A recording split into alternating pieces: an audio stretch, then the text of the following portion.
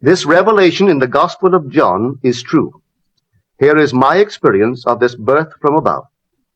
Like Paul, I did not receive it from man, nor was I taught it, but it came through the actual mystical experience of being born from above.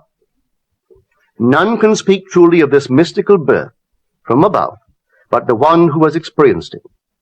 I had no idea that this birth from above was literally true. For who, before the experience, could believe that the child, the wonderful Counselor, the mighty God, the everlasting Father, the Prince of Peace, was inwoven in his own skull?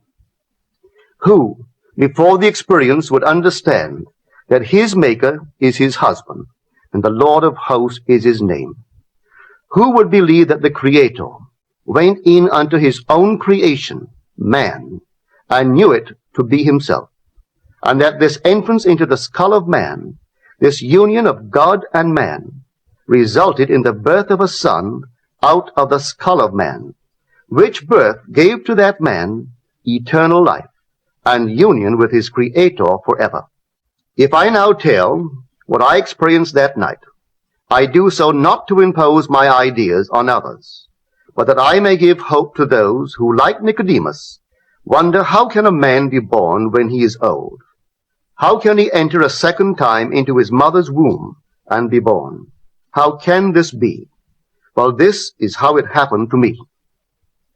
A heavenly dream in which the arts flourished was suddenly interrupted by the most intense vibration centered at the base of my skull. Then a drama as real as those I experience when I am fully awake began to unfold. I felt myself within my skull, trying to force my way out to its base. Something gave way, and I felt myself move, head downward, to the base of my skull. I squeezed myself out, inch by inch. When I was almost out, I held what I took to be the foot of the bed, and pulled the remaining portion of me out of my skull. There on the floor, I laid for a few seconds. Then I rose and looked at my body on the bed. It was lying on its back and tossing from side to side like one in recovery from a great ordeal.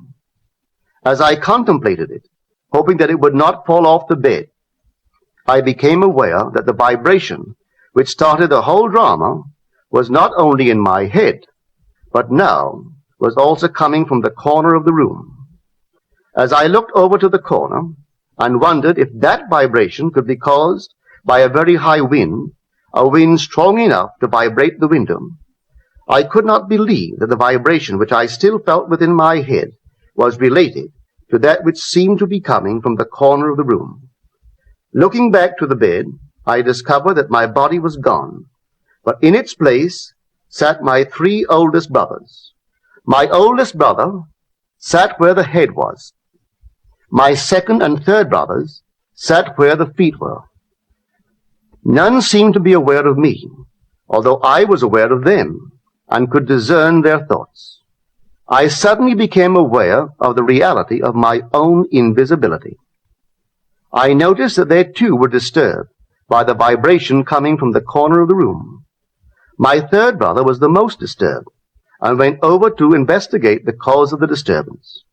His attention was attracted by something on the floor, and looking down, he announced, "It is Neville's baby." My other 2 brothers, in most incredulous voices, asked, "How can Neville have a baby?" My brother lifted the infant wrapped in swaddling clothes and laid him on the bed. I then, with my invisible hands, lifted the babe and asked him, "How is my sweetheart?" He looked into my eyes and smiled, and I awoke in this world to ponder this greatest of my many mystical experiences.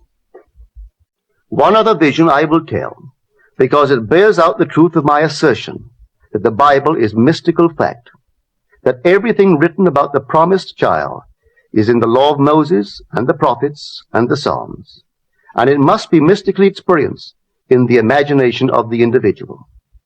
The child's birth is a sign and a portent, signaling the resurrection of the patriarchs in the imagination of him in whom the child is born. 6 months after the birth of the child, a vibration similar to the one which preceded his birth started in my head. This time, its intensity was centered at the top of my head. Then came a sudden explosion, and I found myself in a modestly furnished room.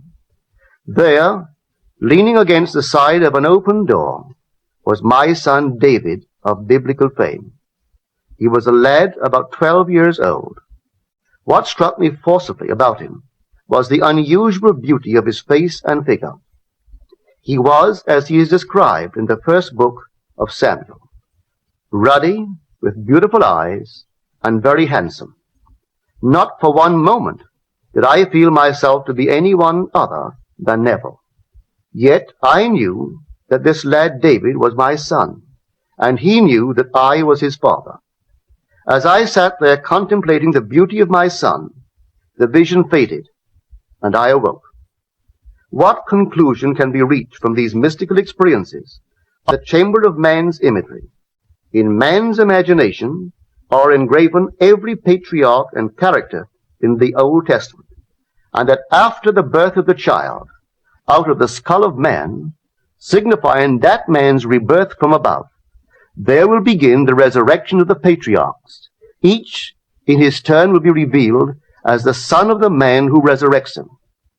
When all are resurrected from the dead, that man in whom they are resurrected will know himself to be of the Elohim, the God who became man, that man may become God.